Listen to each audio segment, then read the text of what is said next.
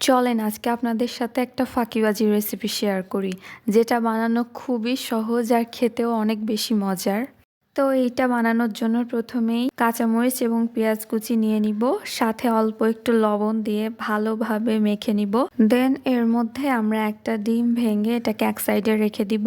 এবার 3টা সিদ্ধ আলু নিয়ে এটাকে ভালোভাবে ম্যাশ করে এর মধ্যে অ্যাড করব স্বাদ মতো লবণ। এবার এর মধ্যে ডিমের মিশ্রণটা দিয়ে ভালোভাবে নেড়ে চেড়ে সবগুলো মিক্স করে নিব। এবার একটি ফ্রাই প্যানে অল্প একটু তেল দিয়ে তেলটা গরম হয়ে আসলে এর মধ্যে আমরা দিয়ে দিব। দেন চামচের সাহায্যে এইভাবে ছড়িয়ে দিব।